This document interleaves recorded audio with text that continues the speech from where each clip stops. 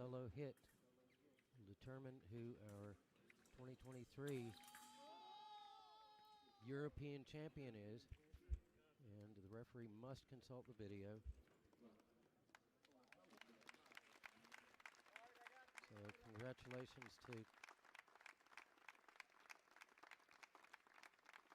Divaroli for the gold medal, Bismara for the silver. We will see them in a short time on the podium to receive their medals. So the first European champion. Well, actually, Crampian would not be inappropriate considering how much time the medical team has spent on out on the floor today.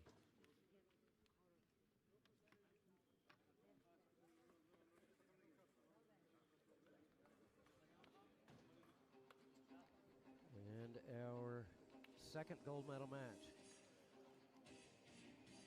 ready to come out.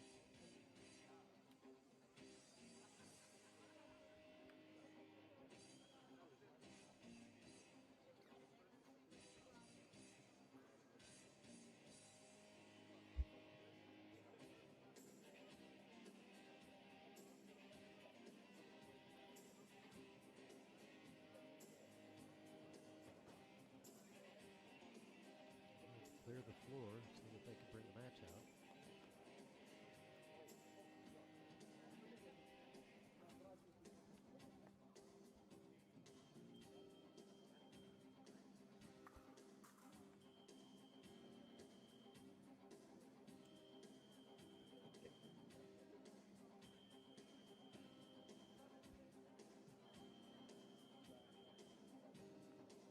Officials are already on the floor.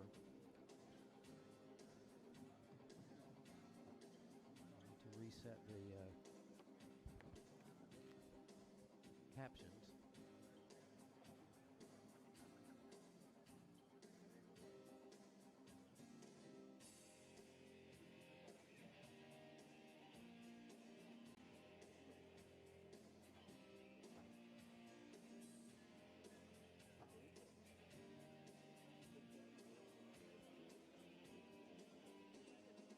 Hello. So many technical errors, but I think we're ready to go. Our referee for this gold medal match, senior women's foil. I was really hoping to see if Pan Am's is up.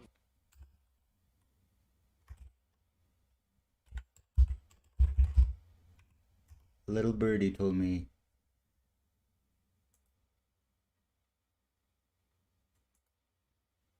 They had Pan Am's.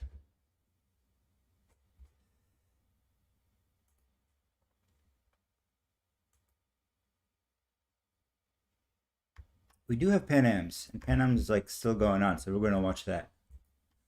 Hey TPR, can you confirm you can hear me?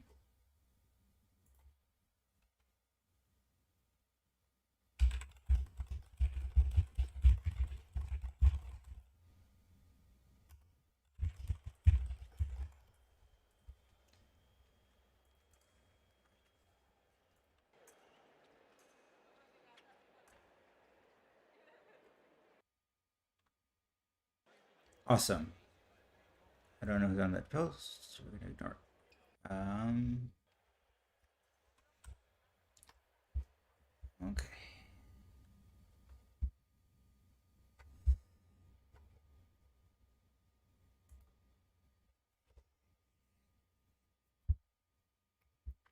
While we wait for things to load,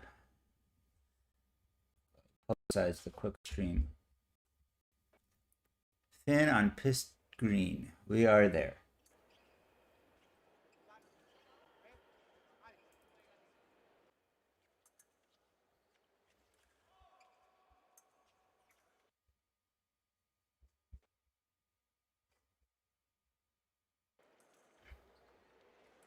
You're a little bit behind on pissed green, but good enough.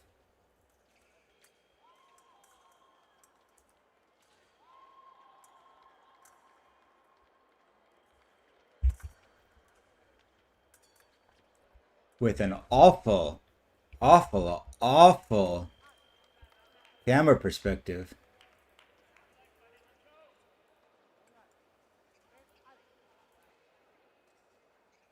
Just very bad. There we go. Now we got video. Awful camera perspective, but we make do with what we have, which is let's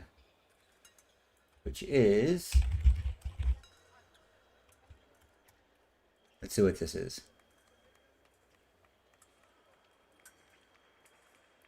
Is it looking better now, TPR?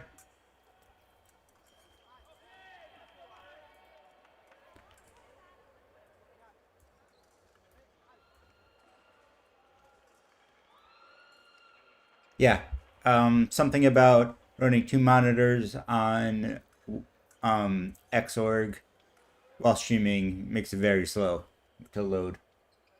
But we persevere.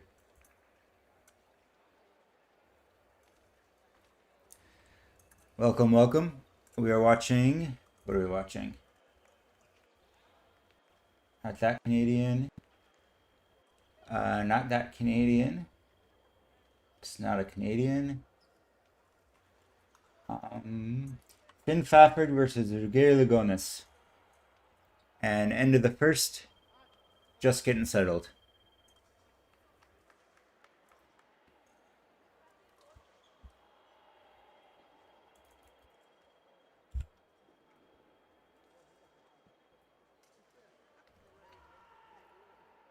Okay.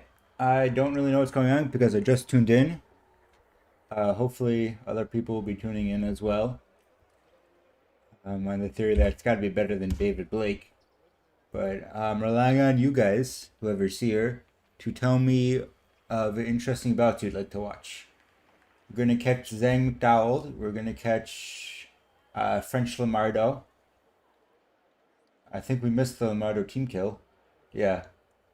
9-8 for Lamardo Gascon for Ruben. That is, that sure is about that could have happened. 10-9 for Francisco Lamardo. Over Sorry from Mexico. Just means he's saving energy, I think, so I don't know who that is.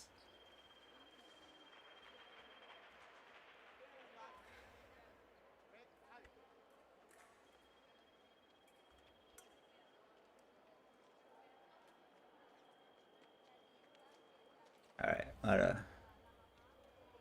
cam work is making me dizzy.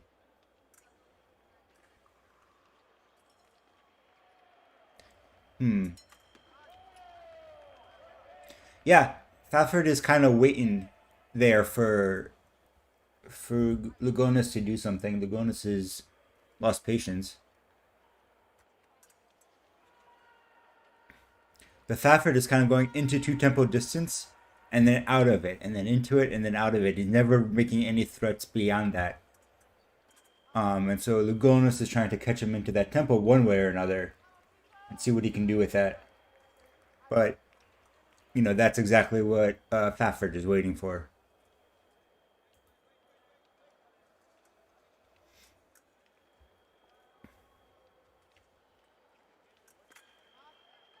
They got doubles because he's getting. It was a single to doubles, getting closer to finding the timing. Good, you know, not much happening. Because they're both playing very conservative. Oh, and we got a blade switch.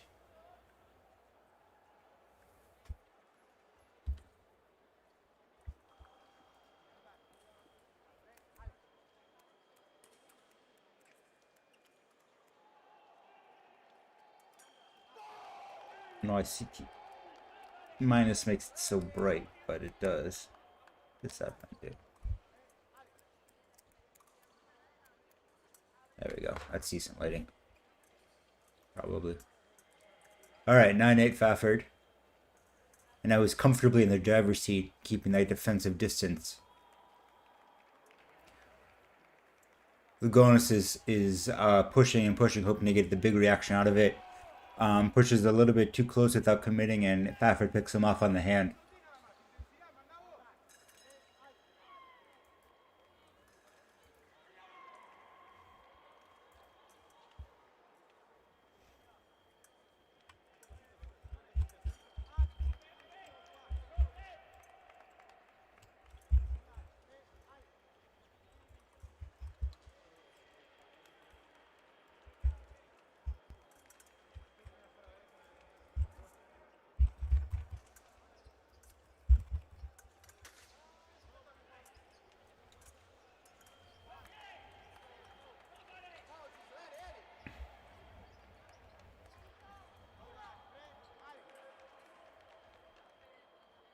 All right.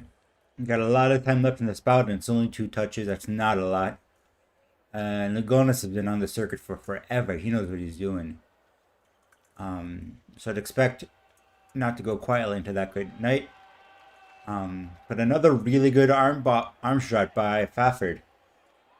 Now there's not a lot of time left for Lugonis.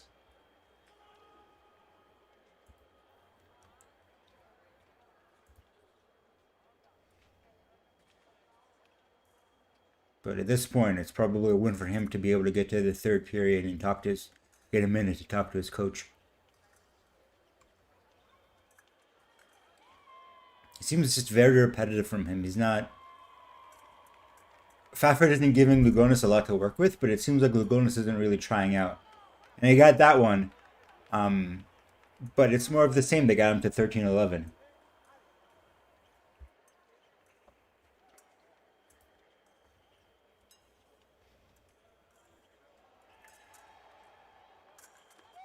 Oh! Surprise bit of aggression at a really good time from Fafford. At 14-11, it is exactly the right time. And at the break, because it says it's buffering, I will go pull my Ethernet cable. Maybe that'll do it.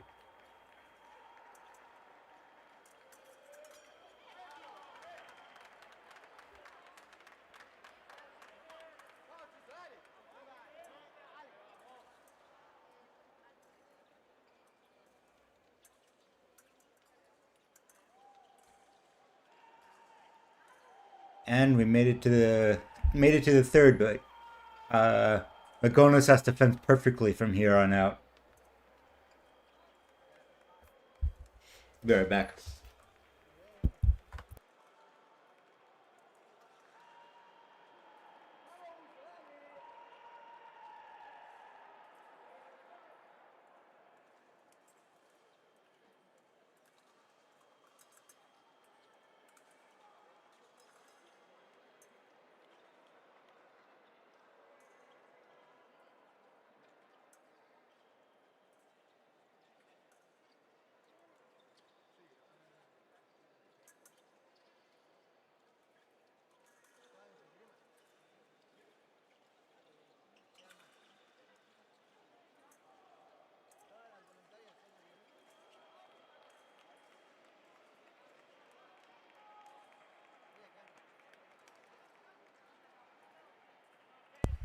And we're back. Just in the nick of time. Fafford absolutely in the driver's seat here. Lugonis gotta be perfect. If anybody's gonna, no, I mean not anybody. Lugonis is good. He's not the best fencer here, but he sure is. Goodbye TPR. Thanks for tuning in. Lugonis is good and steady. I think he can pull it out. Nope. Never mind. Fafford pulls it out. One more good aggressive action.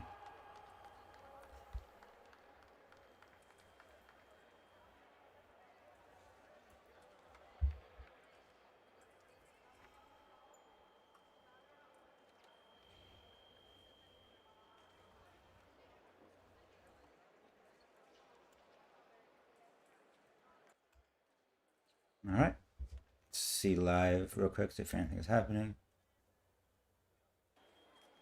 No. Women's Saber is happening.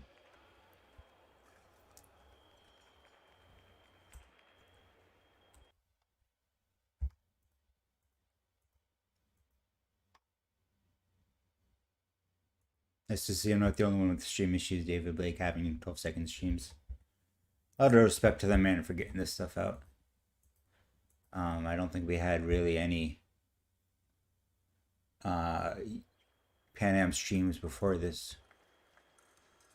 Women's Saber warming up in the background. Another Canadian. We could be Canada fans today. Oh no, that was. Okay, that was an epist. God, this is so slow. I'm not a patient man. That's why this is taking so long.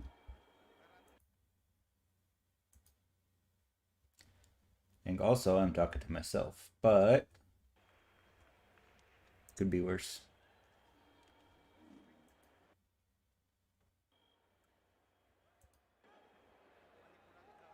That's Dylan Milner versus somebody. This is I saw Juan Carlos Rodriguez. Whatever loads.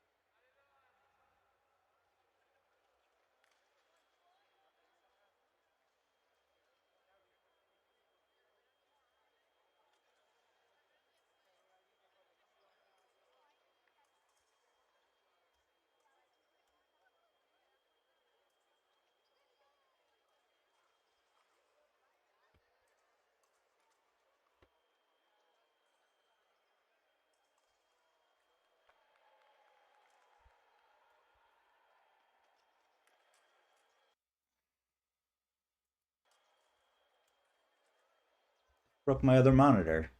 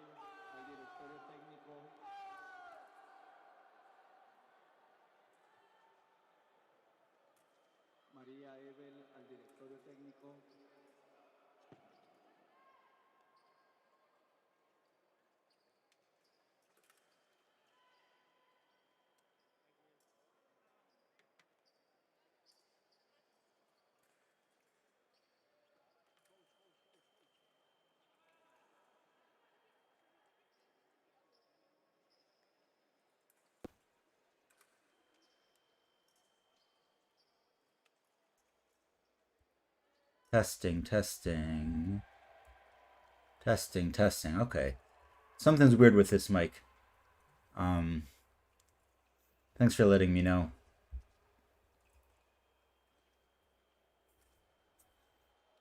The buffering is going off and on. I don't know why.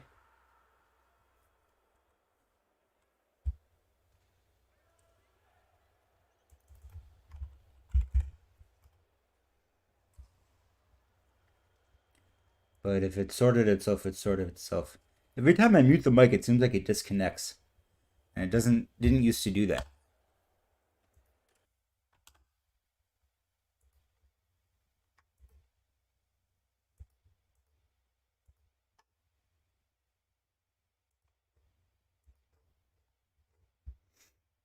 How was your meeting?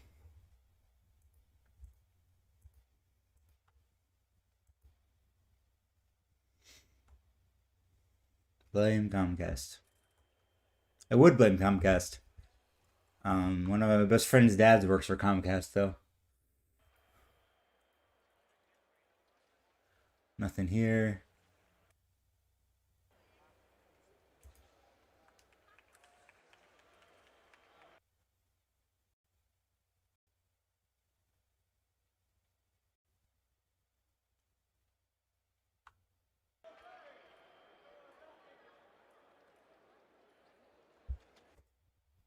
This is so annoying. I wish there was any way to.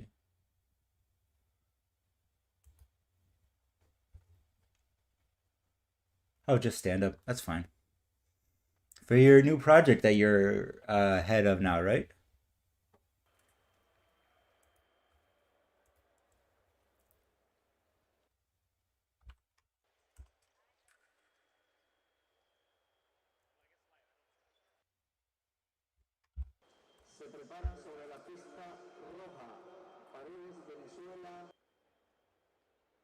Ooh, they're cleaning the pistes. That's nice.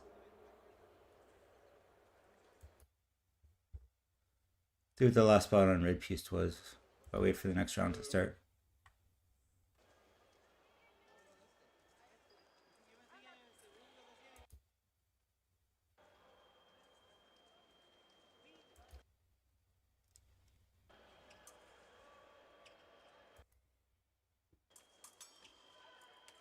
Oh, government work. Everything takes 8 months.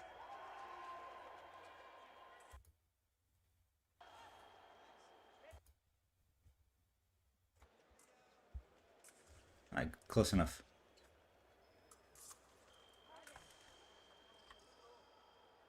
Pretty good job with the Venezuelan to keep his feet under him just enough to parry, miss, and then get a remise parry. Always slowly wait for this to stop buffering. You've had awards and then later canceled. That's awful. That's so frustrating. And it's such a stressful time period, too.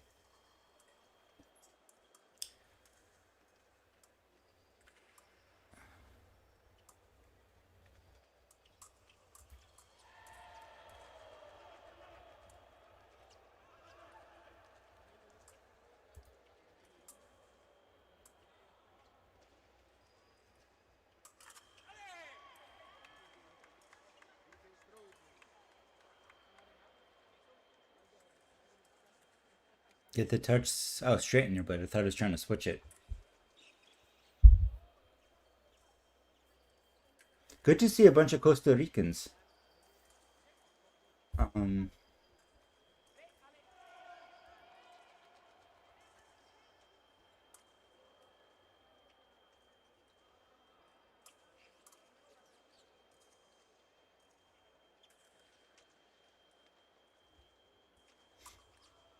Not really a country you think of much when it comes to fencing.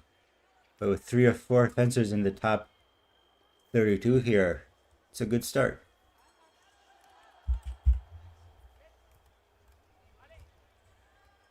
Two. Either this isn't a Costa Rican. This must be Bradley Johnson Layer.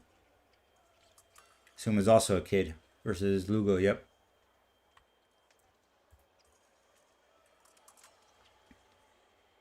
You've waited for a contract for 2 years?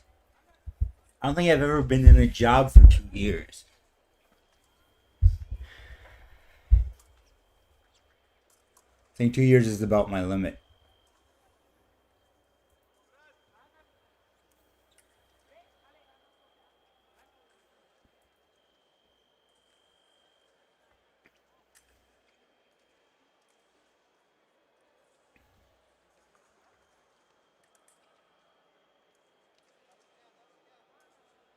We wait for Lugo to sort his stuff out. Watching a woman's saber in the background fail a lunge. July will be 7 years with your company. Yeah, well, everybody's different. You like your company more than I like it in the companies I've worked at, so.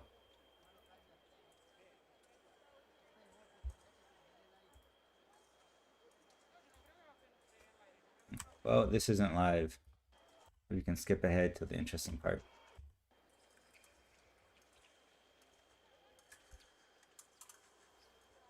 A little bit skittish from Lair.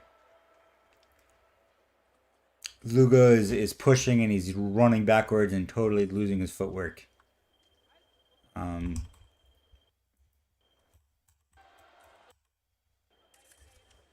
He's gotta get that under control.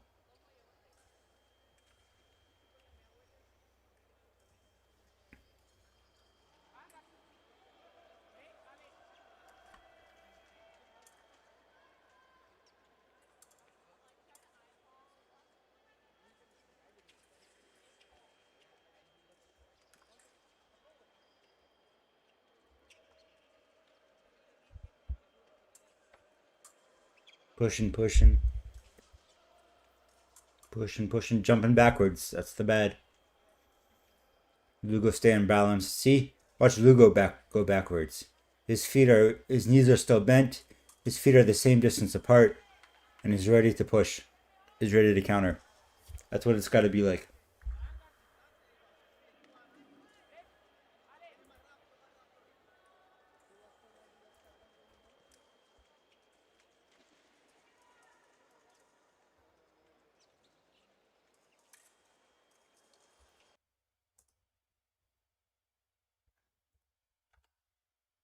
Doing a quick time check. We are 15:49, and when we go live,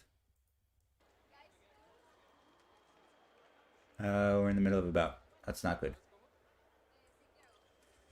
Who's fencing here? Woman saber. Okay, that's not so bad.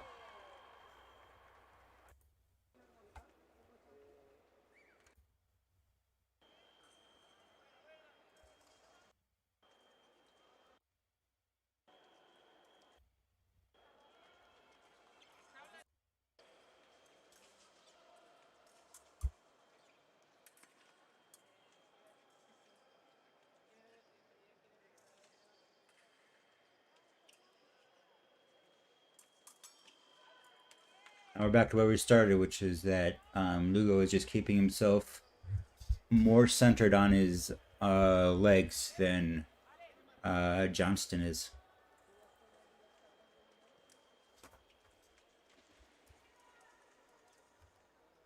Yeah, Johnston.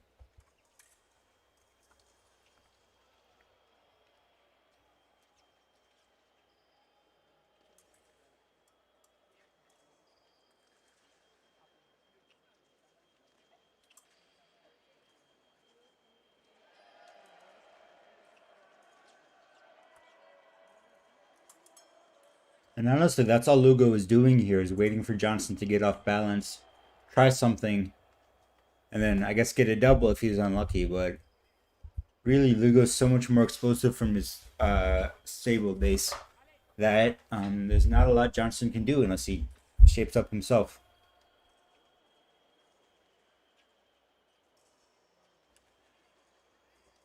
Johnson pushing, Johnson pushing.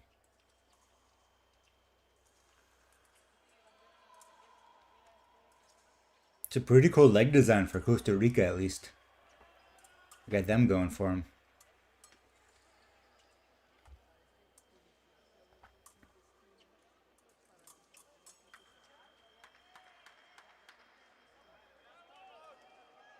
Yeah.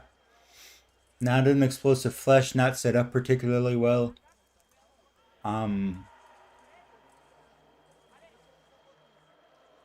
Johnson's not bad, just not quite at the level yet.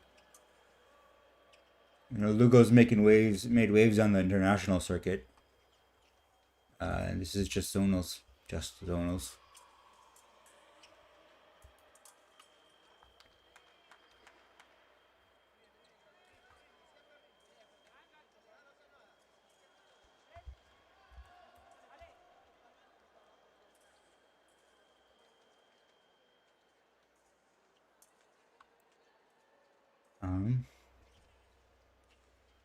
If you want to succeed and not be disciplined in your technique, as Johnson is not yet, you really got to spend super high energy, and he's not doing that.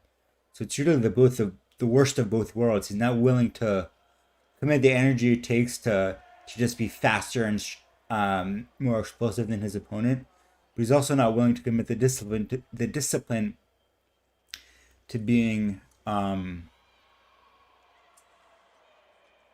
ready for the smaller windows that will be available to him. But this will hopefully, you know, he's not bad. Making the cut of even at Zonals is really impressive. So hopefully this will be a learning experience for him.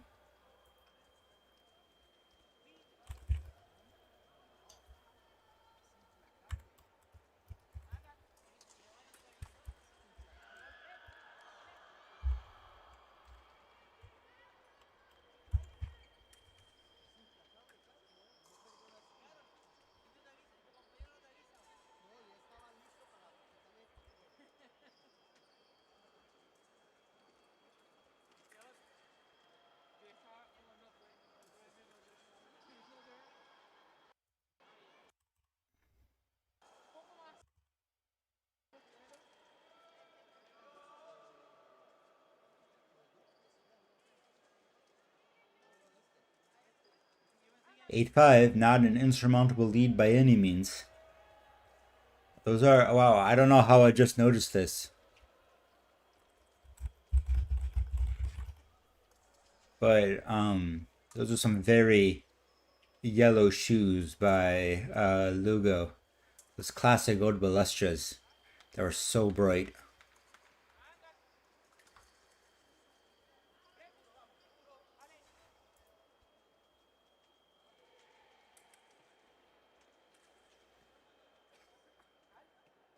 Wonder what the halt's for.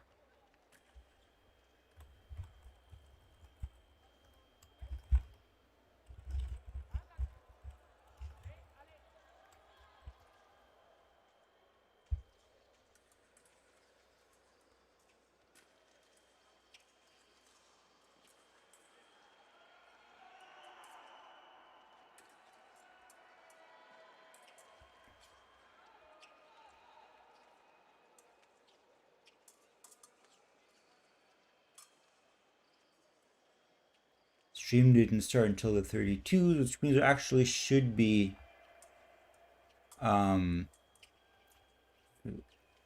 video of Sam and Dylan.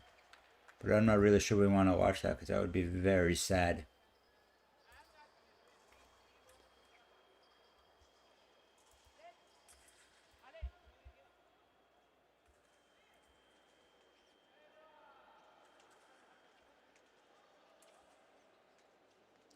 Well, I'm sending the chat.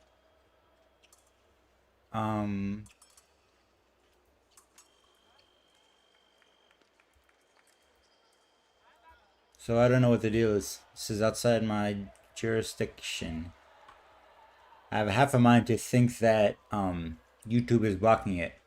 That would be weird. It's back now. Okay. Everything fails if you don't keep an eye on it. See, now we're getting more energy out of him. He got a double out of it, but he's got to keep that going the whole time.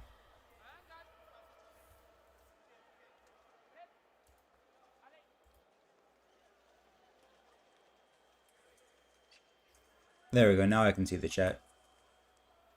I don't know.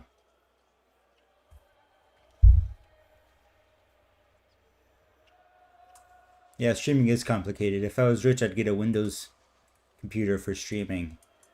But I don't like Windows. What I really need to do, that'll probably solve all of my issues, is just get another RAM card for this one. But that's expensive, even though it's an older model. As Lugo, once again, just more balanced, more able to take control as the action falls apart.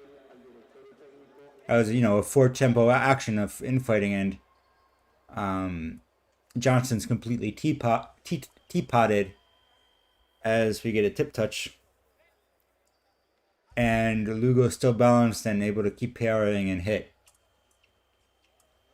Just dual boot.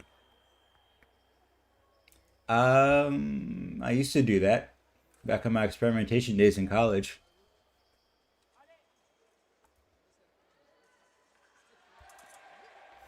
See, a little bit of energy and we're back to low. He's got to be doing stuff like that just constantly.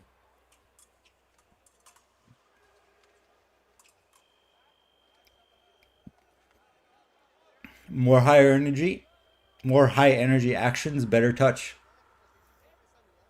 Without committing. Not that I say that like it's easy, but that's a basic game plan you have to at least try to implement. It's too low. He's off balance. He's losing a half step on the. He's losing half a tempo on the flesh because he's off balance. He has to gather himself, and that gives Lugo the time to counter. Now with 12 seconds left, you have to move a little bit more. That's one. Got 6 seconds for another 5, 4.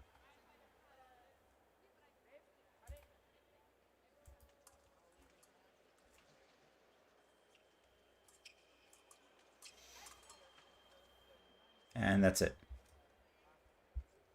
Now 14-10 against Lugo is pretty respectable for all that.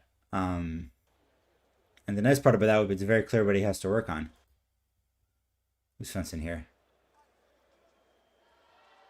Guess Lamardo and somebody. I'm not sure which Lamardo that is, and I'm not sure who the other guy is. But we'll do this for now. We're kind of killing time till the 16th start, which I think will be in about half an hour.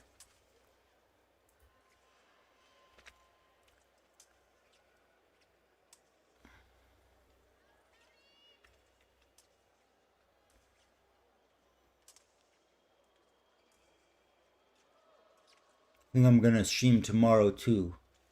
Either Euros, and we'll do my old Follow the Champions section, or Pan Am Championships if that's tomorrow, or we'll find something. But I need to start building up the habit again.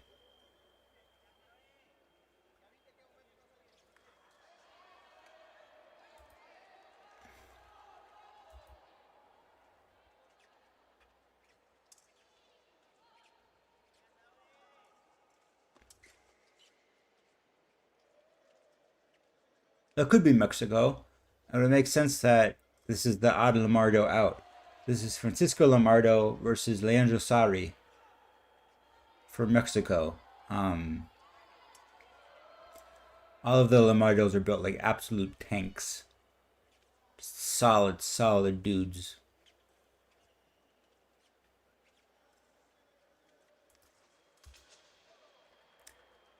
And you're just waiting around. Oh, that was pretty.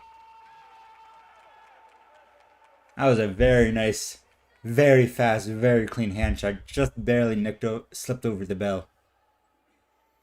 Good touch.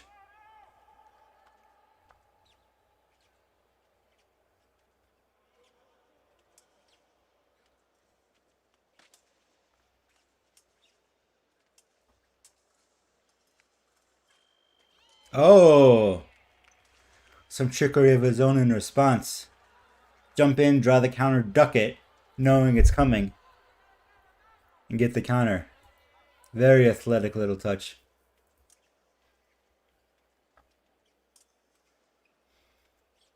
But you see Sori on the right. If you can remember and compare him to how... Oh, that was really Sori's action. Good on Limado to salvage that one. Anyway, if you see Sari moving back and forth, he's kind of in the same style as Johnston was, but he's keeping his feet under him a lot more, and he's a little bit higher higher energy to boot, and it's making Lamardo have to work a lot harder for his touches than Lugo did. You are triple booting on your work laptop. There aren't even 3 OSs. What are you booting on your work laptop? At that point, you just run VMs, right? That's what I would do. I mean, it's what I don't do, but it's what I would do.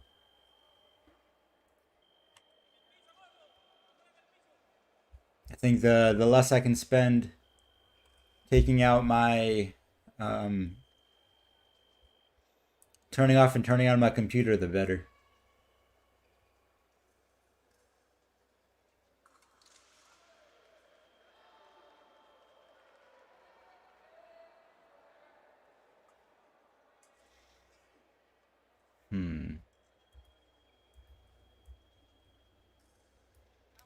Nope, that didn't work. Gotta move that up. There we go.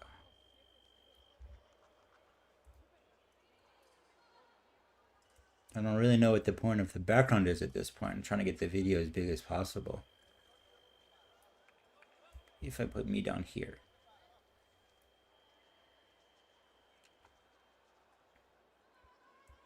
Chat up here.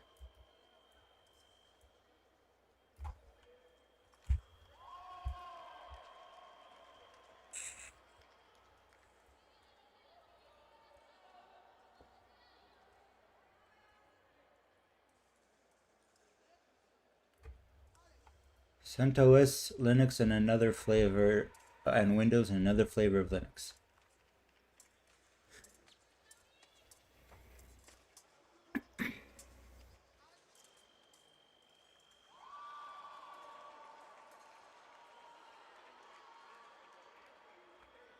Argument about off the strip. They have narrowed the strips, and now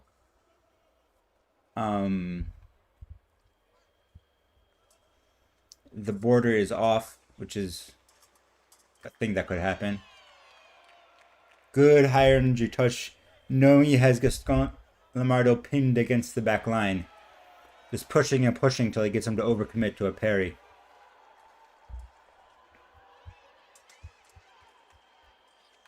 You usually work in VMs, but sometimes you need direct hardware access.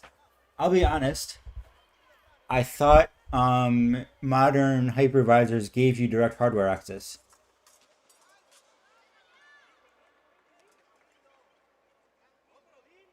Off the back, there's ninth touch, good touch.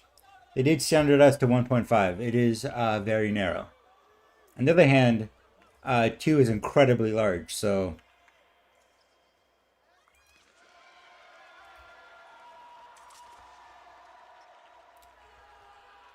Oof. 2.5 left. That was probably his last real chance.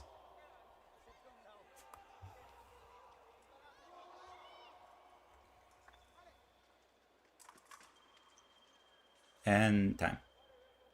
10-9. Unfortunate.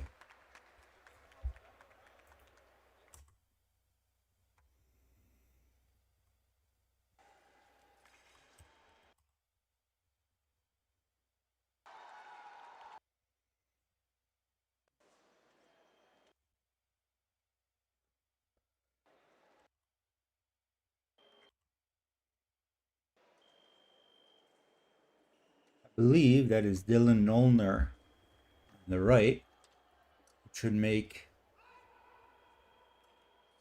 this Ringo Quintero Alvarez from Cuba.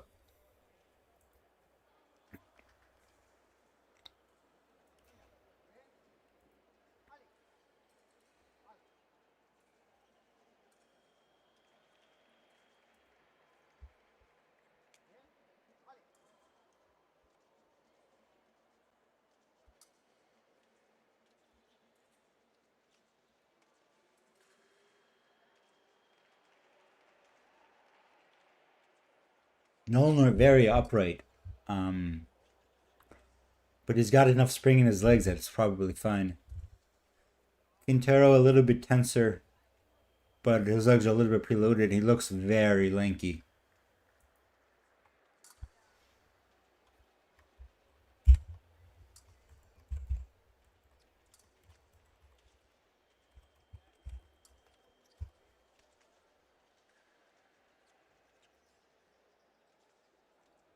Bouncy, bouncy, bouncy push from Quintero. Nolan going forward a little bit.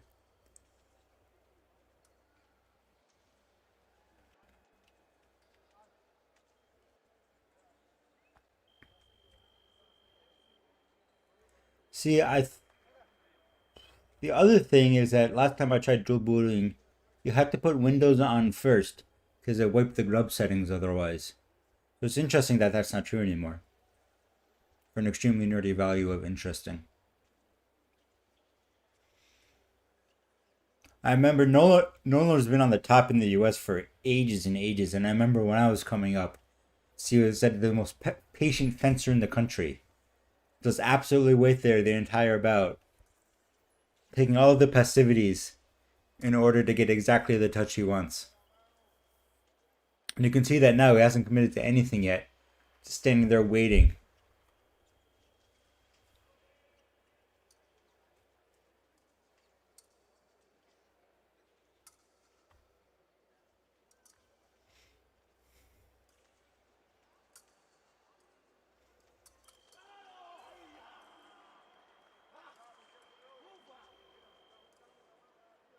The tricky part about what Quintero tried to do there is that it was a two tempo close eyes action.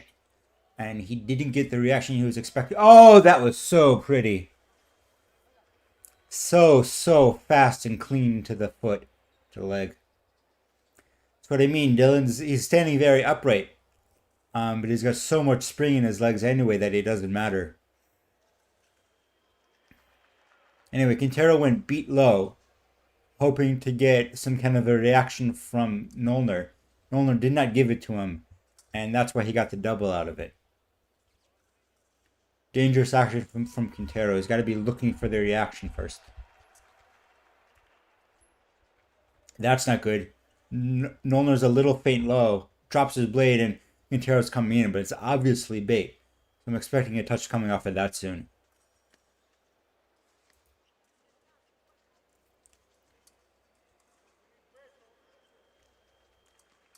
There. Oh, so close. Yep. Oh, double. Okay. Well, not quite the action anyway. But Quintero straight lunges. Nolner gets the counter to the hand. Nothing done, really, honestly.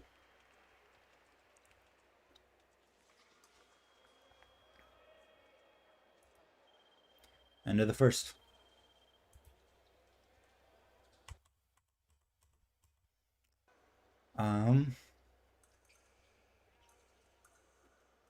I mean, Quintero's kind of just getting outweighted. He gotta be more eyes open with his fencing because he's so rarely going to get a reaction from Nolner.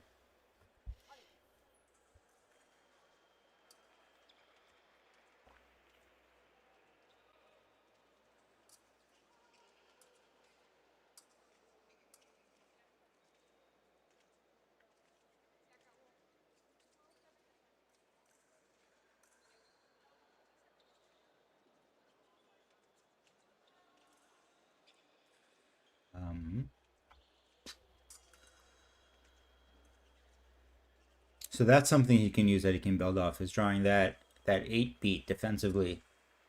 That defensive beat from Nolner. But he's not getting it every time. Sometimes Nolner's counterattacking. He's doing the same. Quintero's doing the same jump in, and he's getting different reactions from Nolner. Oh, that was good. Just refuse to let it go from Quintero pushing it around, going around the parry, and I think also dropping to the leg to get just a little bit sooner.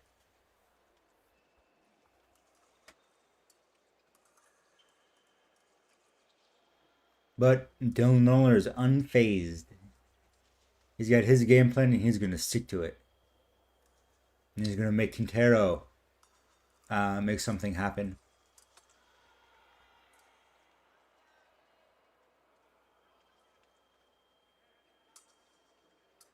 Distance has closed up some. And I'm not sure who's responsible for it. But either way, it'll be interesting to see who changes after that. It's Dylan.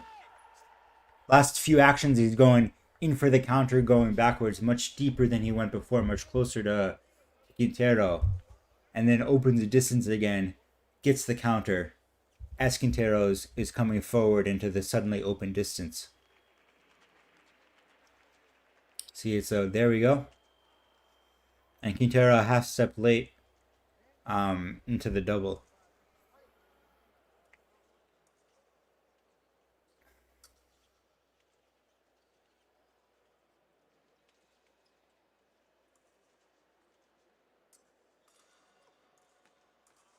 Dylan sort of bouncing backwards, trying to create a vacuum in the... Interesting overcommit from Dylan. I'm not sure what he thought he saw, but he didn't get it. And if he ever takes a moment, never loses patience, takes a moment to regroup, take a breath, tie his shoe. Anyway, what he was trying to do there was sort of create negative space and open a vacuum for Quintero to come into.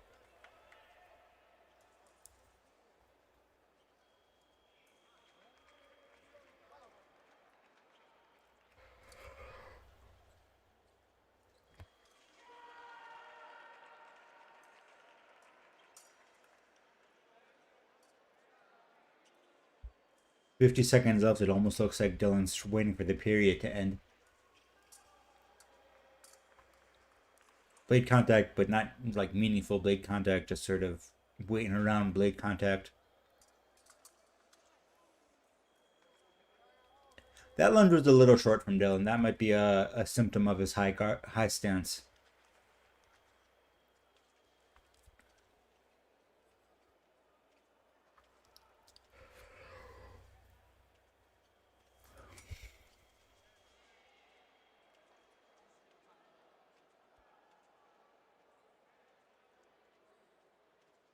Now we're in such a wide distance. We're definitely both waiting for it to end.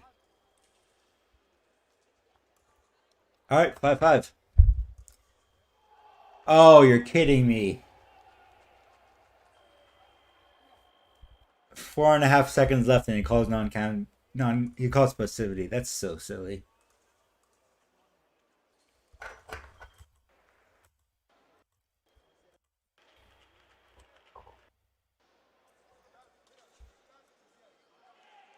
Possibly I haven't been paying as much attention to him, but Quintero seems very passive in this bout. He was trying something early with the step in, but other than that, he's been pretty content to take what Dylan's giving him. And it's not bad. It is 6-6, but I think he's got to be more active in the tempo of the bout. Yes, it is silly. You should enforce the rules. I'm not blaming the ref. I think they should put an exception into the rules. 10 seconds left, just let the period run out. Straight flush out of distance. It's really...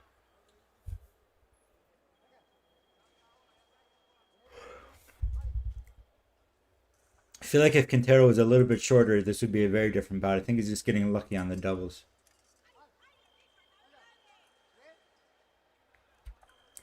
Nothing done there. Core.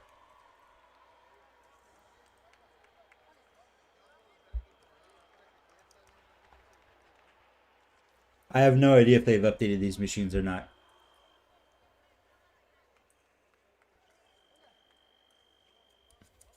I'm not aware anybody has implemented that.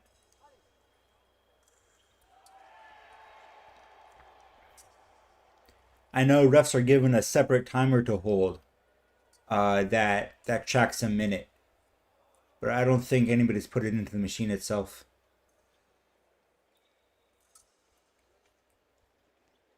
All right, Dylan a little bit lower and is on guard. Quintero a little bit eager to hit him, and straight attack from Dylan.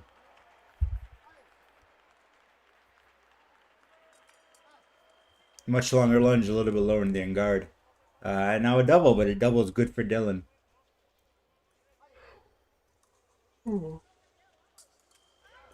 Another one. Just yawning, I missed what happened, but it looks like a flush off the line from Quintero, and Dylan just took care of it. Time is it? 10? Okay.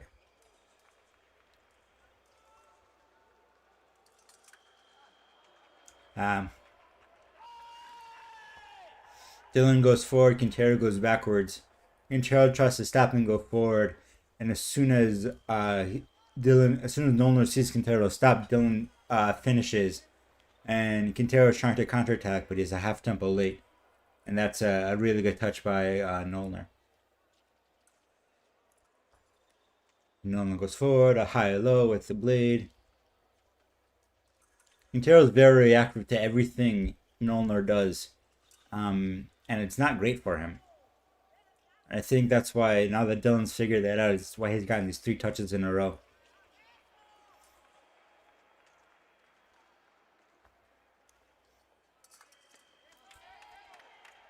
Good flush by Quintero. Finally stopped reacting to what Nolan did, and I don't think Nolan quite realized it. So he took in and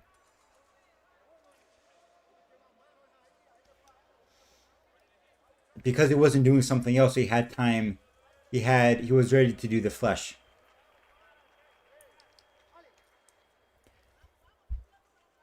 It's a fine balance between reacting to what your opponent does so they don't hit you. As we see another half step finish from Nolan, that's the same. Push backwards, Quintero goes backwards, Quintero goes forwards. Still, Nolan doesn't go backwards. Nolan finishes and gets the touch because he's a half tempo ahead. It's a very fine line between not reacting to the random nonsense your opponent is doing, but reacting to the things that will get you hit if you don't react to them. And it's hard.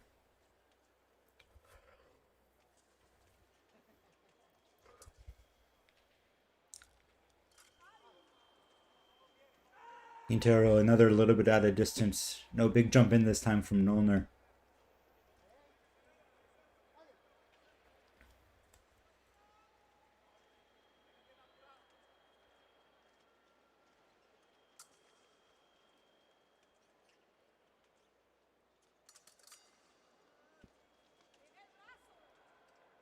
Nolan pushing, pulling. Just trying to get Quintero to commit to something. I think Nolan got surprised by that one. The opening was so wide he wasn't expecting it. Quintero hit him while he was looking for a non-existent. Well, Nolan was looking for a non-existent blade, but he's got touches to work with. As Nolan step in, flick, just trying to get Quintero to commit to something, so he can double out or get the touch.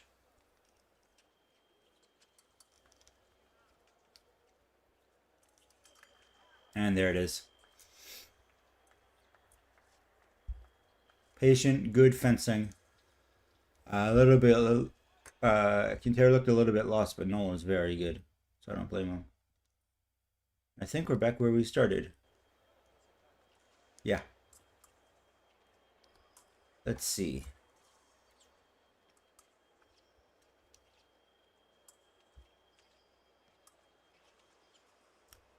This is the red piece, which is where Zhang McDowell will be on. We have, let's see, a bunch of good bouts in the top half. A bunch of less well-known people in the bottom half. So Zhang McDowell is probably going to be our best bet. Let's see where we are live. Ooh, 14-13. Oh, she got the action. Couldn't get the touch. There's attack no, counterattack no. Ramiz arrives on a sort of a weird blocky out kind of a parry. That's attack right. And the whole stadium knows it.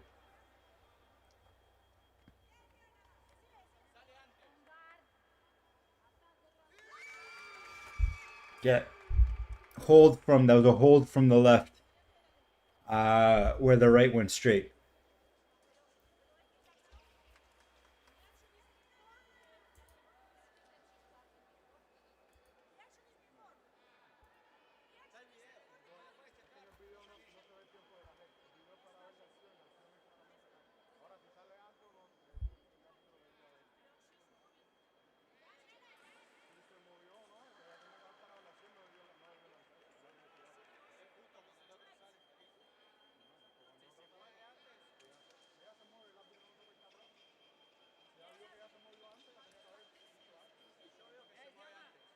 This is going to get you black carded. Somebody pull your fencer away.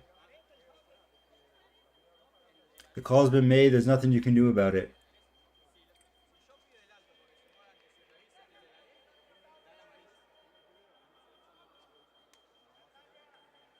Oh, she's smiling. They're just talking about it, not arguing about it.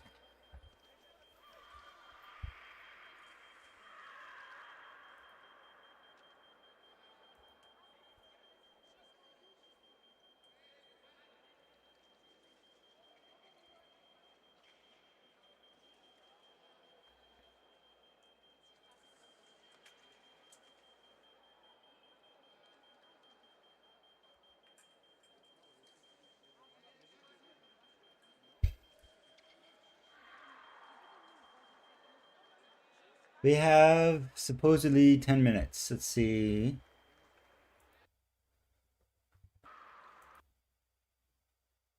Saber belts don't take 10 minutes.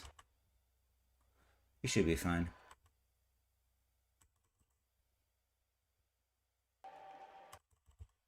That one's a shellacking though, 15-8.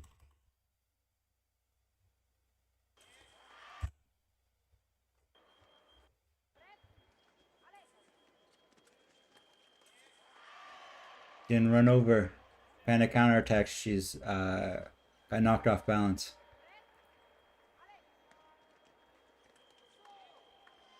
There it is again. She's not fast on the retreat, and she's not balanced when she goes. That's a tight call too. Camera is not up to holding it.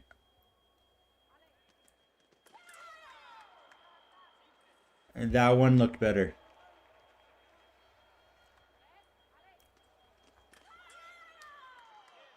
Touch right. Touch left. Wow. I thought she held on that one. Attack Ramiz. Not sure what Wright was thinking there, but that should have been her touch.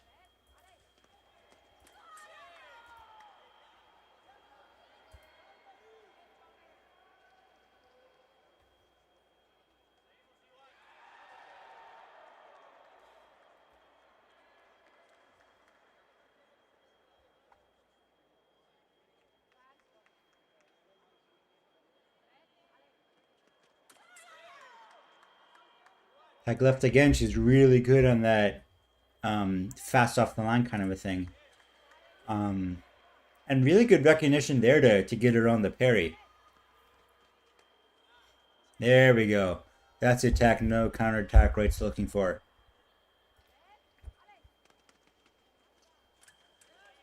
Yeah. Left has one thing she's really good at, and it is, I guess, two things: straight attacks and compound attacks off the line.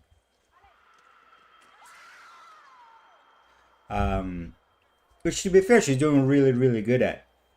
But she's never built an attack forward, and she's never had any success even close to it going backwards. Which I guess gets you pretty far in Saber. At least at Pan Am's.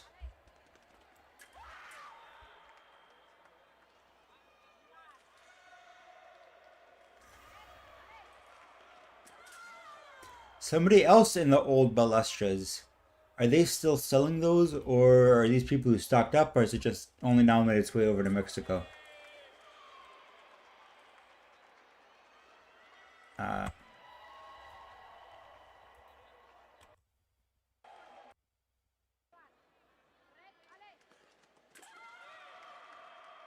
Compound attack, really good at evading that parry.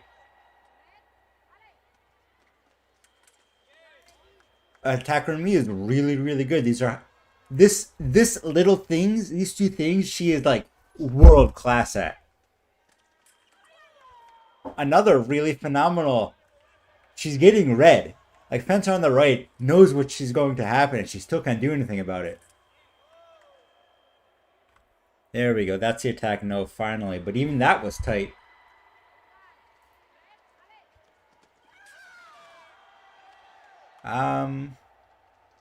Tight call. Could go either way. But that's her second video.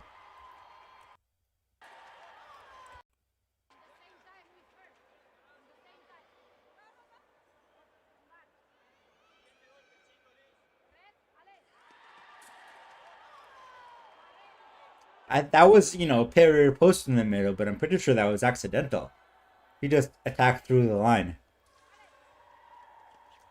There we go. Giving her a little bit more respect and a little bit more space. And getting the attack no she's looking for. That's attack right, yeah. Left is trying to build an attack and it's just the wrong time to do it.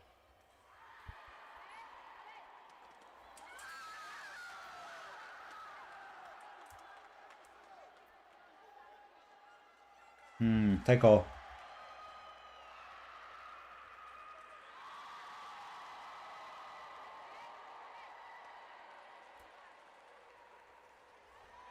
Silly Saber. Screams. Yeah, that's attack right. Left is holding her hand back too long.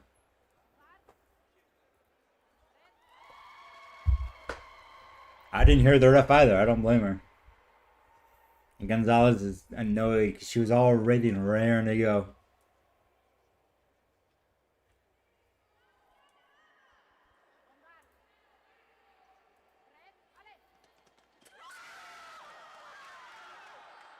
Yeah.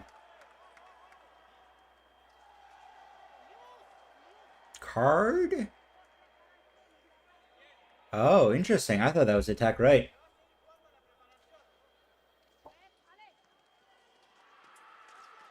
So the answer is not great on the attack. For, you know, the relative value of not great that gets you at Pan Am's. The answer is not great on the attack. Spicy touch, though. That little duck, jump forward duck. I don't even think she got, like, she was looking for the parry or post. I don't even think she got it. I think Fence on the left just straight missed. Back to that same remise into it. This is back where we started. That same remise, though, that's been 10 over 14 touches, at least. That one kind of looked like she started early, but you never know.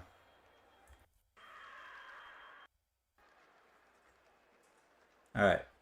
Quick break while I go get some water, and we'll be back in 5 minutes for what is hopefully Nick Zhang versus Curtis McDowell.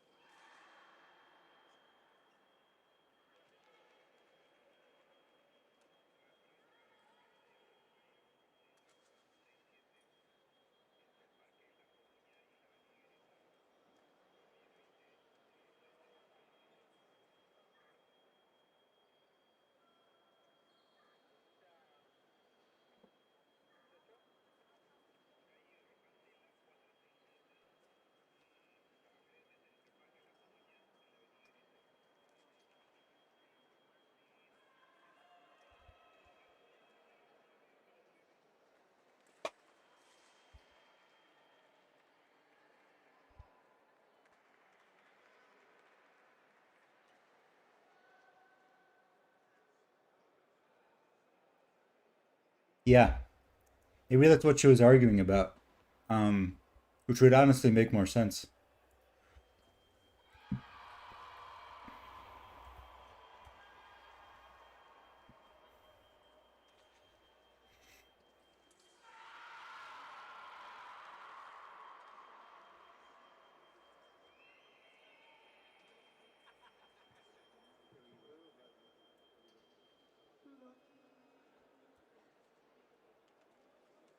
Espada masculina, tabla de 16. Men EP Carbon 16. Limardo Rubén sobre la pista verde. Limardo Rubén Venezuela, Valderrama Chile. Principal Witkowski Cárdenas. Does anybody speak Spanish? Because I do not know what he's saying. Canadá, Roa, Colombia.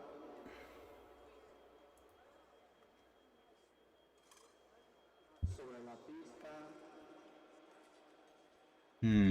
That's a Gascon. Solomardo. sobre la pista azul, and the blue three. French, Canadá, Limardo, Francisco, Venezuela. Is Principal it? Muñoz. All right, here's Curtis McDowell. Se prepara and the blue three. Se preparan sobre la pista azul. Noller, USA, Ligo, Venezuela.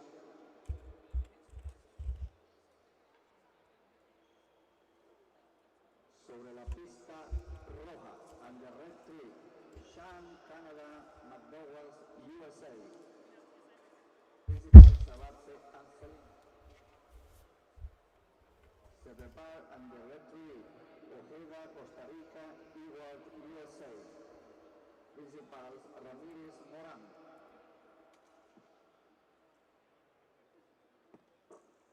Sobre la pista amarilla, They are calling out ship assignments, but between the poor audio quality and the foreign language, I have no idea who's where. en la pista amarilla, Guzmán, Argentina, Rodríguez, Colombia. Principal Poler Ferrer. That's Nick Zhang, so we're on the right strip at least, which is all I really care about.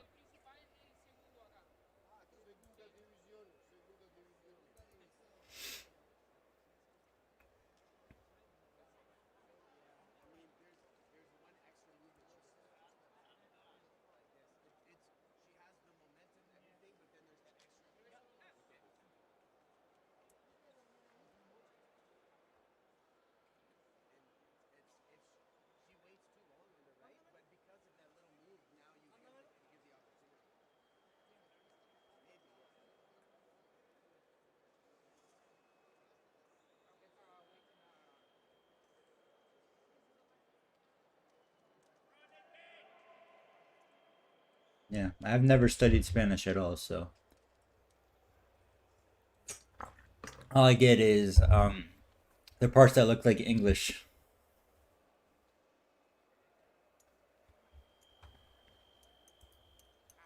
Somebody in the Sam's Discord was asking if Zing ever gets nervous fencing somebody at Curtis's level. And looking at him, the answer seems to be no. Just sort of wandering around chilling. I guess if you fence at Dynamo with like the entire entire Canadian national team, you used to fencing people at this level.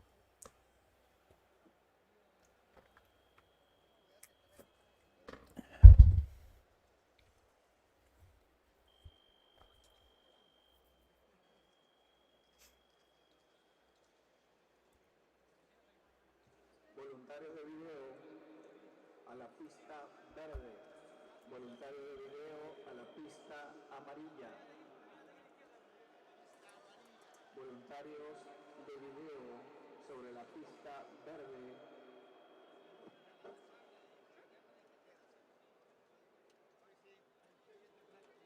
Voluntarios de video.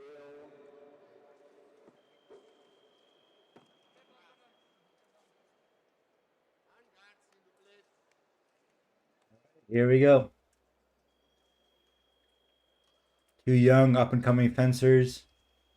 One from the US, one from Canada. Both fencing at some of the premier clubs in their respective countries. Zhang much more classic. McDowell much wilder, but with a fantastic little wrist touch to start it off from him. He's definitely no slouch, even if he's a little bit unorthodox.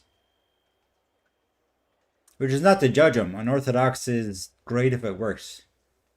Winning Ugly is the book, one of those books that the title tells you everything you need to know.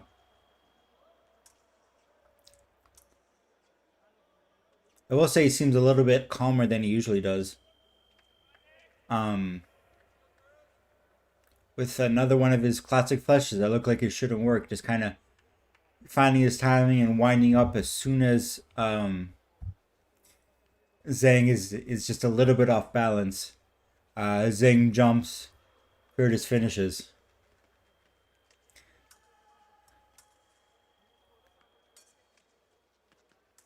Zhang's got to keep his feet under him as much as he possibly can throughout this bout. I think that's what McDowell's going to be looking for.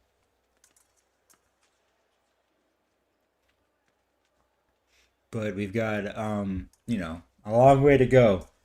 And Zhang's a very, very easy fencer. Oh. Good on Zhang to hold it and wait, and good on Curtis to find the touch to prevent Zhang's counter. No. No. It's not where you went off. It is where you leave the strip. Sorry, it's not where you leave the strip. It's where you start your attack when you leave the strip.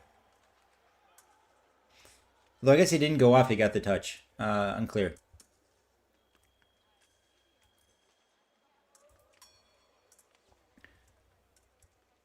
Zay not really doing anything threatening so far. Good on him to pull out that double. Doesn't really make any difference, but he's still in his fact-finding phase. Trying to figure out what he can get out of Curtis.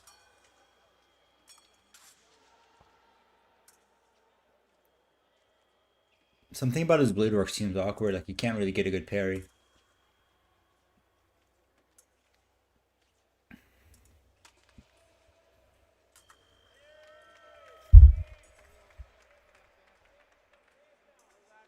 Now is about the time when you start thinking about trying to maybe worry a little bit.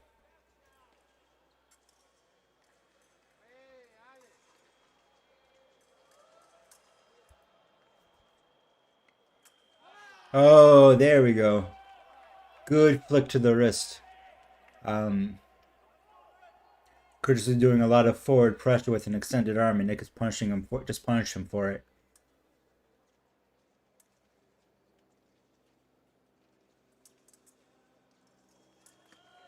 Oh, and another really good flush from Nick.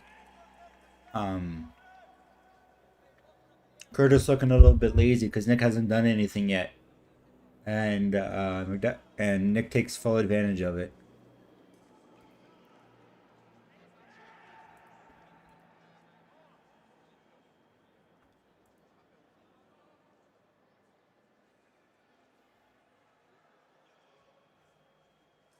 What's going on here? Live, we are live. Okay.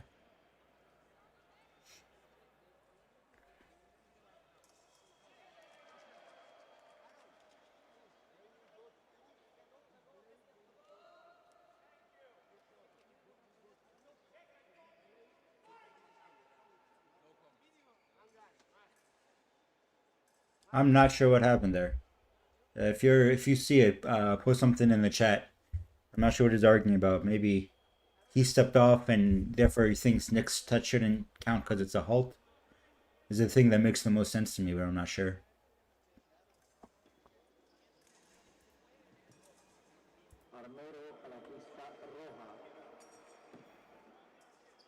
Oh, calling for an armor.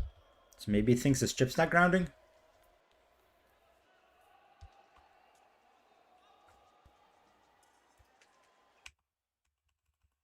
See if we can go back and see what happened.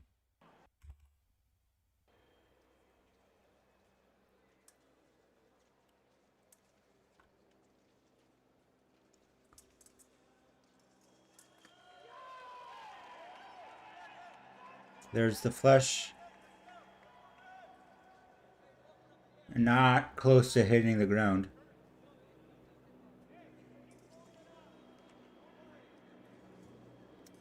I don't know. It's happening off camera, whatever's happening.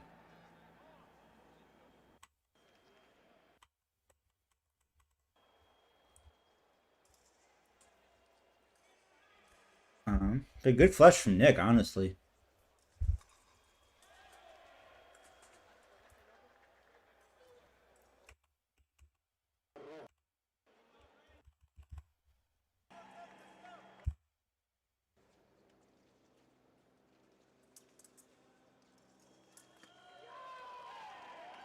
Yeah. Curtis is stepping in with his arm back and not setting anything up. Nick sees it happening. Lunges in and, not lunges in. Flushes into his advance and his arms out first, and that's all she wrote.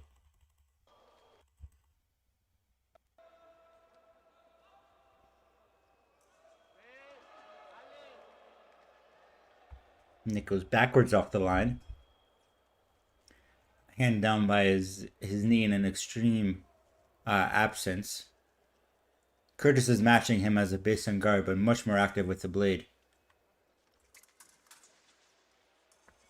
Nick good to get out. He wants to set up on his time. If he gets into a slugging match with McDowell, it's not going to end well for him. He wants to set up a touch and get something clean.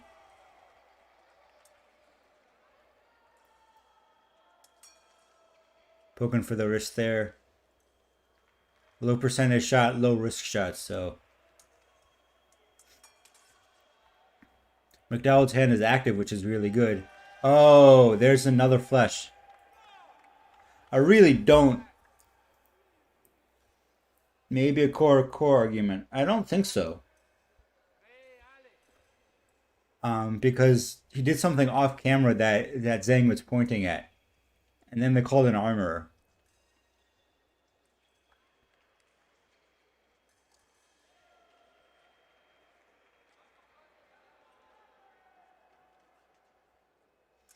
The flesh just looks so tempting. I almost feel like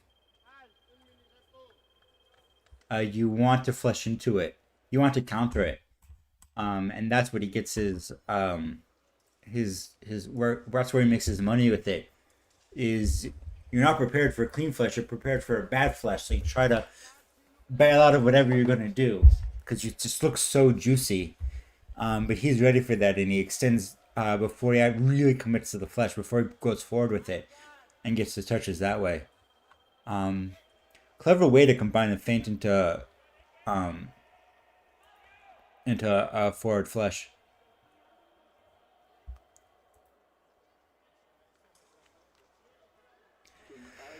Uh, 5-3. Beginning of the second, basically even. Zhang needs to be more careful to do things on his tempo. He's getting hit a lot and trying to counter into stuff McDowell is doing, and that's where McDowell's flesh really shines. So Zhang needs to find the timing of for his own actions.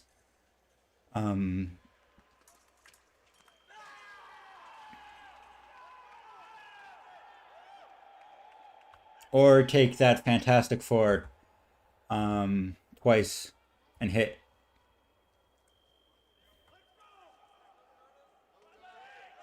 Which is a really good touch. He didn't jump at that one in the time. He just treated it as a real flesh, and parried, and held the parries, because McDowell was trying to go around it like Kanun does,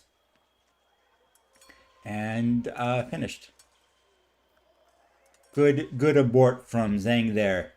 After the failed toe shot by McDowell, almost an opening, but McDowell's so fast to come back up that there's nothing done. The opening wasn't actually there. Good on Zhang to go back and reset. That's exactly what he's got to do.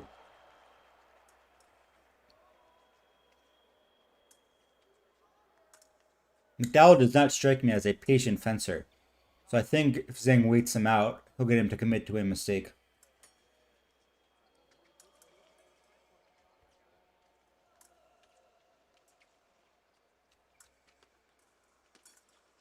Oh, there it is.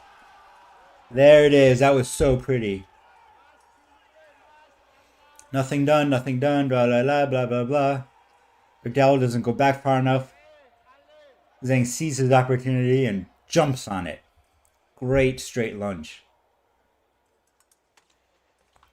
As an absolute lesson in being patient and waiting for your opportunity that frankly I need to take. Because I would have tried to go for the foot, I would have tried to go for the hand, I would have tried to, disengage around his retreating parry. I would have done a lot of things that would have gotten me hit before I found that touch. Even if I could have set it up properly.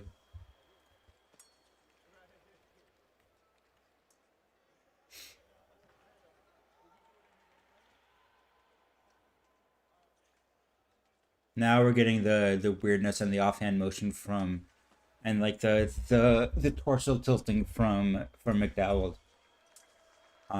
That's more like he's usually fencing. He's probably relaxing into it. Maybe he's in order that last touch.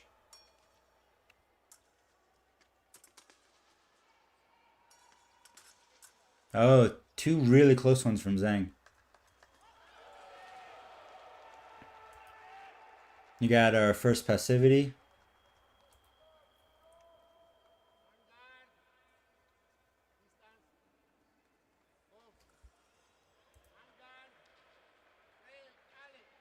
Curtis is the higher seed. Not that that's likely to matter.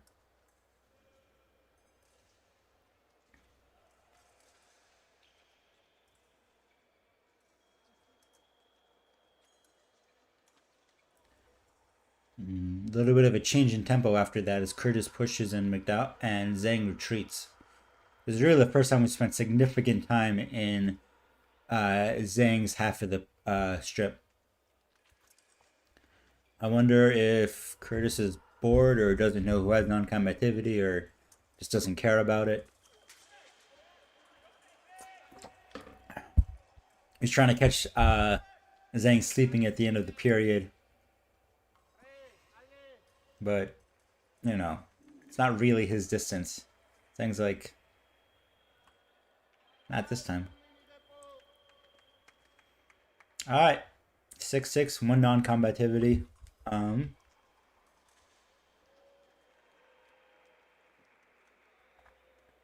Trying to remember what McDowell's 5th touch was, because that'll be an important one. I can't remember. I still think the same basic principles apply that I said last time. How do I feel about Curtis's footwork? I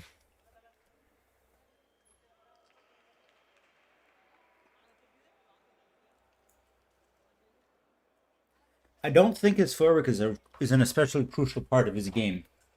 It's functional for what he does, which is hang out at distance, do weird blade work, and find timing for that flesh. But I don't think he uses it to really generate amazing opportunities the way somebody who's more specialized in it would. It's not really jumping out at me as particularly bad or particularly good.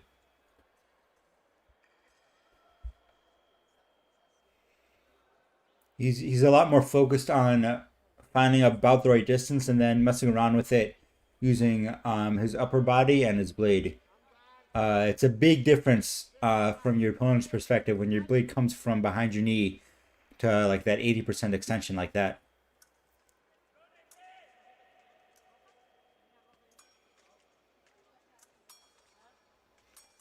Now that I'm looking at it, as we get an excellent attack on tempo from Zhang, he's advancing out with his back leg first, which is weird. That might be why he feels so strange to watch. Not generally recommended, but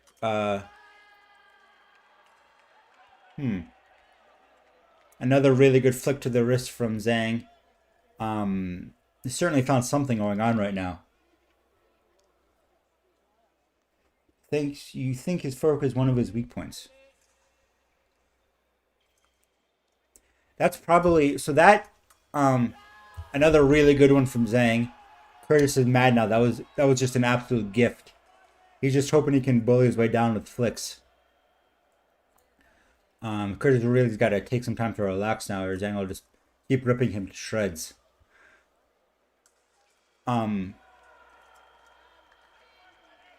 Yeah.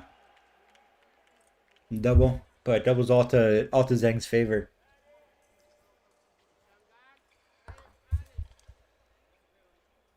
I think that back leg first is actually also the key to his flesh, because he comes back with his back leg, and you don't know if he's going to flesh at you, or step at you, or lunge, or do nothing. So it's a very committal action, looking at action, but doesn't really commit till afterwards. And we have a video review for a bell punch, which is unfortunately not too uncommon when you fence against Curtis.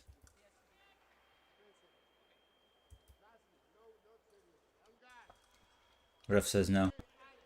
Honestly, when you lunge in and you get hit in the head, it's not great, and you could see a card, but I wouldn't like jump out of my way to call it. Wow, Zhang is just all over him now. That was a really pretty touch, catching his flick as a wrist touch. Curtis is hoping Zhang will do an attack in tempo, looking for the parry. Doesn't get it. Zhang jumping, trying to face him down, but it's 12. It's 12-8. It's your first touch in 2 minutes. I don't know that I would. And that's another one.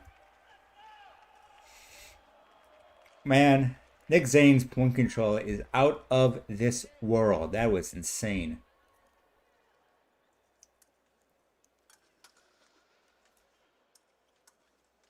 Curtis is just pushing. He's never going backwards. He's leaning forwards. Lunging, not his specialty. It's going to be hard for him to get anything out of that.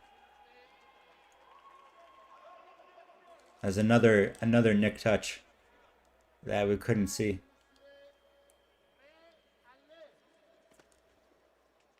That's off the strip. Good patience by Nick.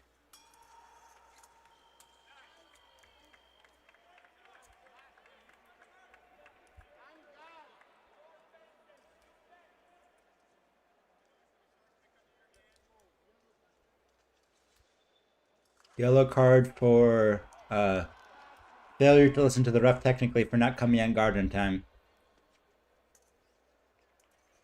Nick's just hoping for another wrist touch.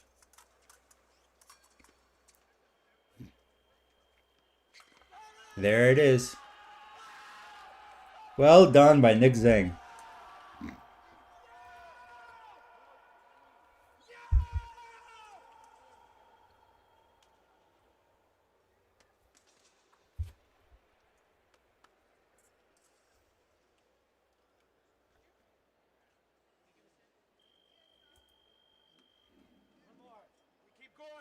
Personal de limpieza sobre la pista verde. Personal de limpieza a la pista. Hi, Sam.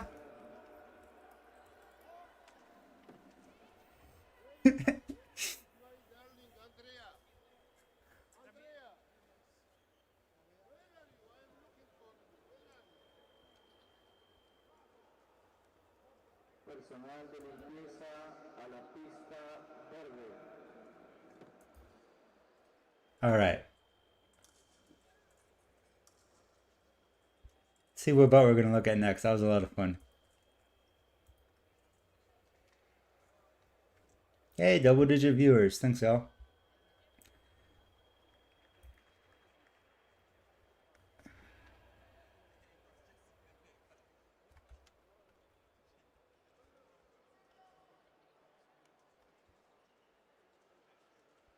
Okay. Stephen Ewart, Finn Fafford, Rodriguez. What do you guys want to see next?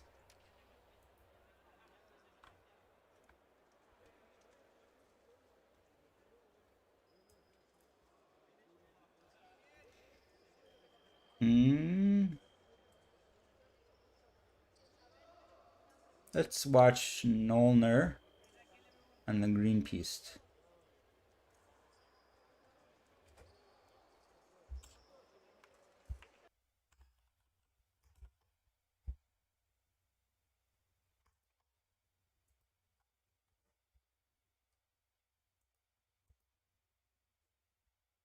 Lamardo, Nolner. I wasn't actually expecting responses.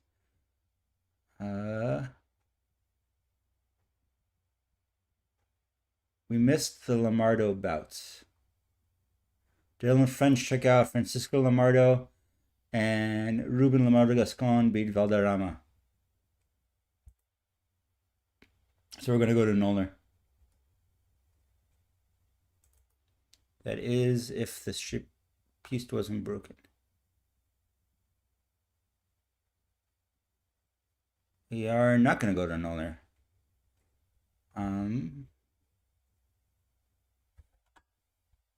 Is it running? Yeah, it just broke. Great. Lovely. All right. Let's go back to Ewart then, I guess.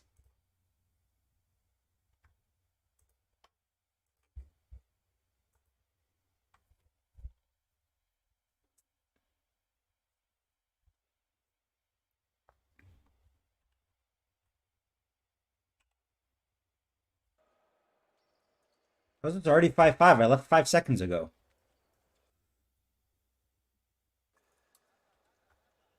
I go faster, I guess. All right. 5-5. Stephen Ewart versus Ojeda from Costa Rica. Yes, but it is internet is calling a day, but this time it's not my internet. It's the venue internet. 6-6. Stephen Ewart. No, that's Dylan Nolner. Why is he on this piece?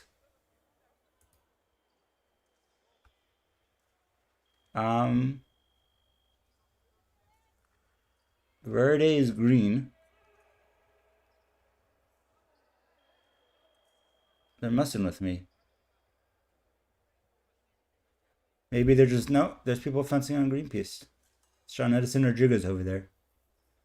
I don't know.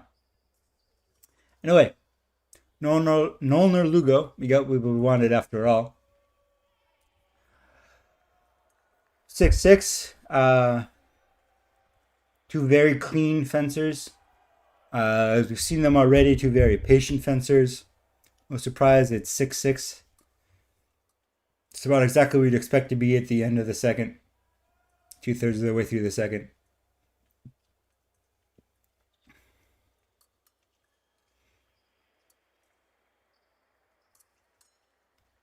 Oh.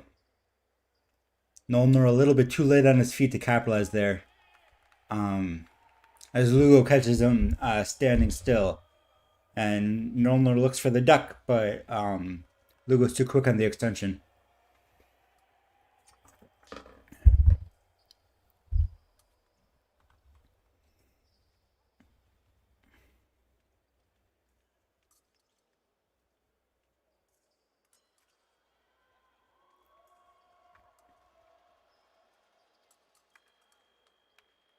Another double.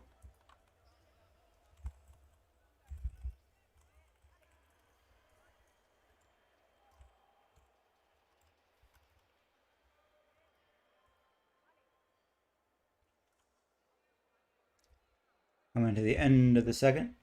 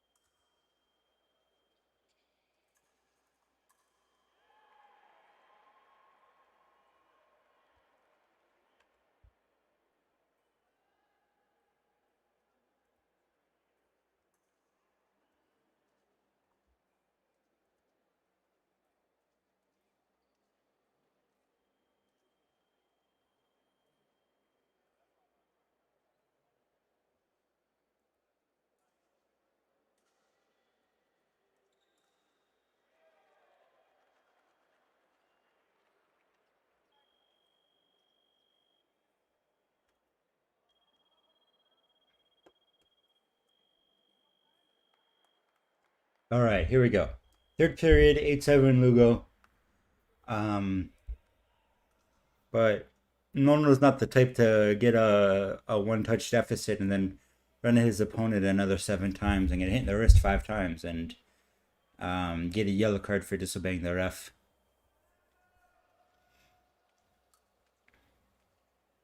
Nono's more the type to find one good touch to equalize and then one good touch to go up 9-8 and then double out.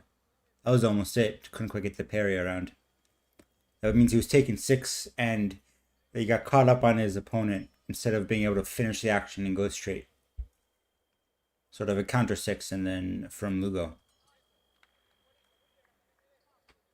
Good laundry double from Nolner, but Lugo ready for it and pulls out a double. 40 views, very nice.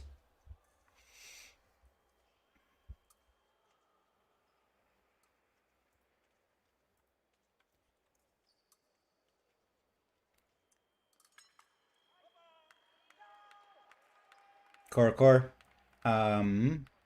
Is it enough? Unclear. But the ref will find it out.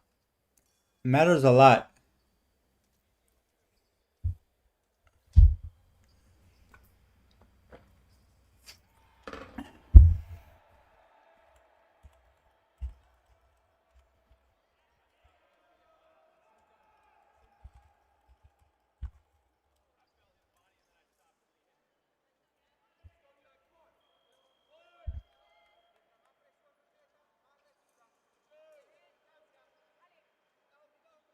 Two touches now. Not a lot, except Nolner fences at a very slow pace. It's going to be hard. He'll have to get farther out of his comfort zone to get his touches. But he's been doing this for a long time, so not that far out of his comfort zone. Although if he can't find a way to get into to Lugo, that's the part that really worries me. He's just not really gotten anything going in the period and a half we've been watching. Period. Another double. Just Lugo keeps finding these doubles.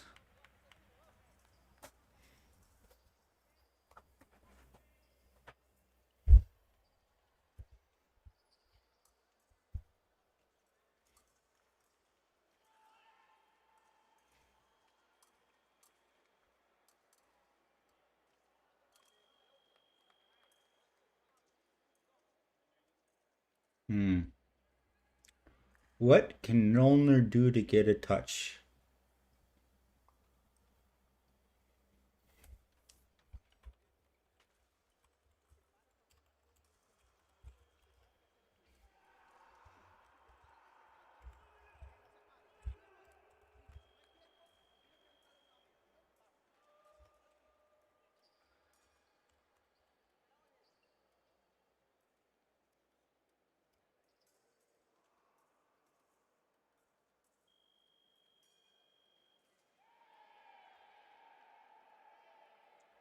A lot of very small distance games here from both fencers, and Lugo has the advantage when you play that game because he just needs doubles. You're not sure what Nolner should do, but he has to do it soon. That is absolutely correct. Although honestly, a minute 20 for 2 touches, when you're only going for 2 touches, is plenty of time. 30, 40 seconds a touch to make that happen. And plus, he knows Lugo's going to be okay with doubles, not really trying anything himself. And that gives him a couple of extra touches to work with. Although you don't want to be too aggressive with that. Another double.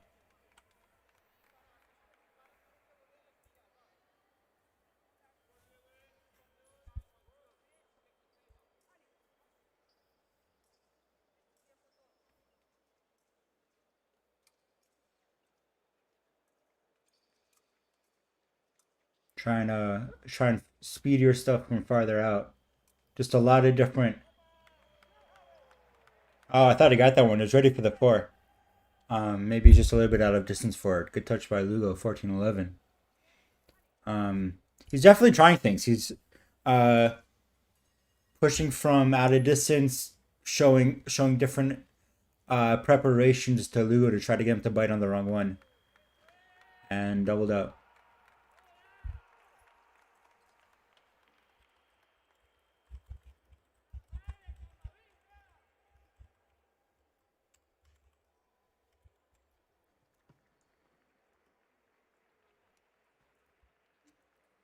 Uh, yeah, it was a really good release. Close tight bout. Lugo just not quite. Not Lugo. Lugo did great. Um, Nolner not quite sharp enough, not quite close enough to get the signals he needed. But really close all around. Okay.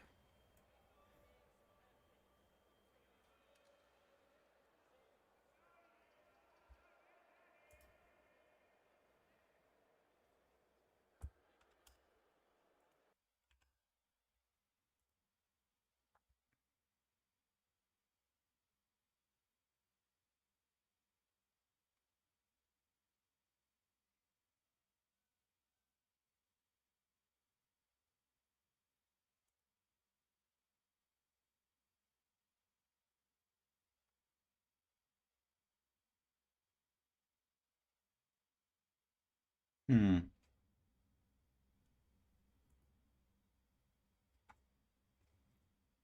What's interesting? Okay. Okay.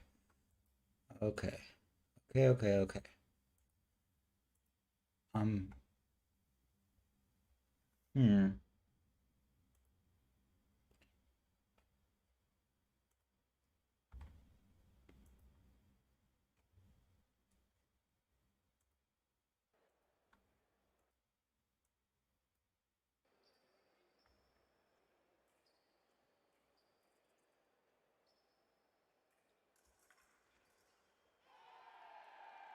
Well, I am exhausted, so I'm going to end the stream for now. Thank you all for tuning in. I had a lot of fun. I hope you do too. I will continue tomorrow with the finals from this and from the Euros and maybe African Championships if those are happening too. Hope you all have a great morning, afternoon, evening, or night, wherever you are.